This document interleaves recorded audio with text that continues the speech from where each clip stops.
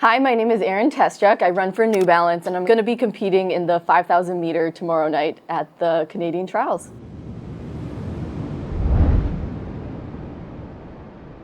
So this is going to be my third Olympic trials, but my first trials competing in the 5K. So I was previously a steeplechaser. I went to the Olympics in 2016 and was the Canadian champion that year in the steeplechase. In 2021, I also went to the trials in the steeplechase, missed the Olympic team that year. So last year was the first year that I actually focused on the 5K. Went to the World Championships in Budapest last year for the event. And this year, first trials running the 5K, so still feels like a new event to me, really, but it's been going super well, so I'm super excited to go for a chance at my second Olympic trials title, this time in a different event. I was doing the steeplechase a long time, and I mean, it's an event I really liked when I was doing it, but after a while, I was kind of just not enjoying it in the same way that I used to, and it felt like I was at that point really only doing the event because I thought it was the one I had the best shot at making teams at. And so kind of upon reflection realized, that's not really why I do this. I want to be doing this because I enjoy it and I'm pushing myself, and I train alone, so it's already not always easy to do, really push myself all the time. So, I wanted to be doing it in an event that I was really excited about, that I really saw a lot of potential for growth. And so after I kind of decided to move on from the steeple, or I guess take a little break from it at the time, I wanted to focus on the 15 more because it's just an event that I really enjoyed doing in the past, and I felt like I never really got to see my full potential in that. And so in running the 1500, also did some 3Ks indoors. The 3K flat is probably my favorite event, and it is usually only in indoors.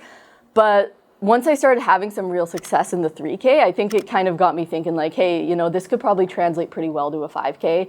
I still feel like I'm like developing that endurance and strength side of my training. So I feel like I have like a really long way to go in the 5K. I think there's still tons of room for improvement for me. So I think just, seeing like, okay, this is like a new event and I think I can still like keep getting better at it. And I was excited to show up to practice every day, put in the work to see improvements in this event, and that was really motivating to me. So that's kind of the main reason that I kind of just decided to stop doing the steeple. So as simple as like, wasn't enjoying it as much anymore, so what's the point, right? So my coach is Andrew Carlson, and he coached me in college at North Dakota State University when I was there. He's at Bradley right now, but he coaches me remotely, and when I made a change around the same time, I was kind of switching events too. I wanted to be with a coach who knew me super well and who I really trusted, and I knew his training worked really well for me. So started working with Andrew again, and that was about 3 years now. So since then, it's been super positive. Even though he coaches remotely and I train on my own for the most part, which can be a little bit challenging, I think we're really on the same page. We trust each other, so he trusts me, if I have to make adjustments when I'm training, things like that, especially because I am training alone. And a lot of the times I'm kind of like, okay, what facility can I get at today? Just making it happen. But I was in Toronto for grad school the last 2 years and just moved to Ottawa recently. So kind of now exploring a new training environment as well. But it's been fun. I kind of like to switch things up, keep it fresh, and always looking for training partners. There's definitely parts of the team aspect that I miss. I think it's a lot easier when you're showing up every day and you kind of have a tough day if you have people around you to kind of pull you through. And I've been lucky. I've had great teammates in the past that I've formed lifelong friendships through my teammates.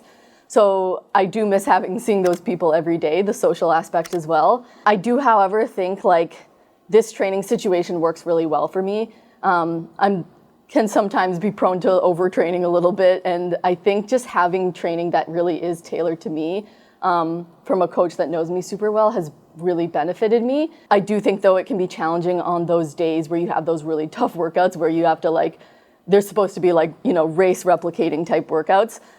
So I do try to, if I can, link up with people in those type of sessions is really, really helpful for me. But yeah, I make it work, and I think the ideal situation for me would be a little bit of both, but there's definitely things I miss about having a team around me. So today, pre-comp, I'll go to the track. I usually do about a 3-mile warm-up run, super easy, and then I just put on some spikes and do some faster stuff on the track to get my legs turning over. So I usually do a 200, 150, and a 100. Super simple, super quick, and just get dressed up and get ready to race.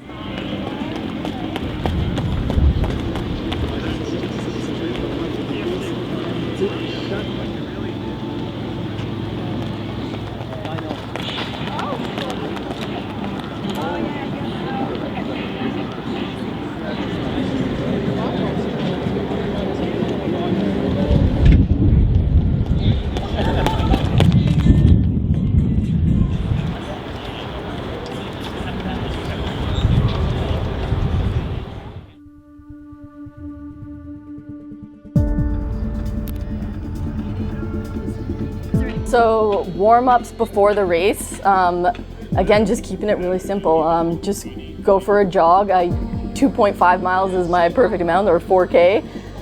So that's usually what I do, just a little jog, then I do some drills, some strides, and get ready to go, nothing fancy. Yeah, this year I think the key for me has just been working on that consistency piece. I think in the past, I've kind of had these like really solid, great performances, but then another week it'll be like a rough one, you know, like dealing with fatigue, things like that, trying to manage my training load.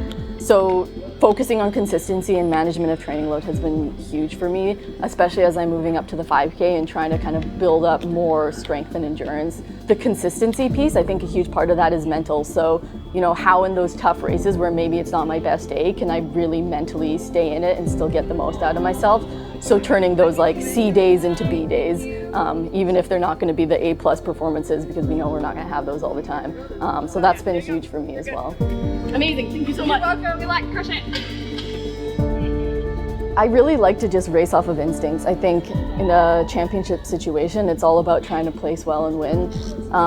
So honestly, I don't have any major race plan going into it. I want to just be able to react off the other runners. And for me, the key is like being in it through 4K. If I'm in it with a K to go, I think I'm usually pretty good at that last K if I'm in striking distance. So I think the huge thing for me was just making sure I'm staying like really on the pace, mentally resilient through like 3 and 4K. But yeah, I really just want to focus on competing, just trying to squeeze everything out of myself and see how many people I can beat.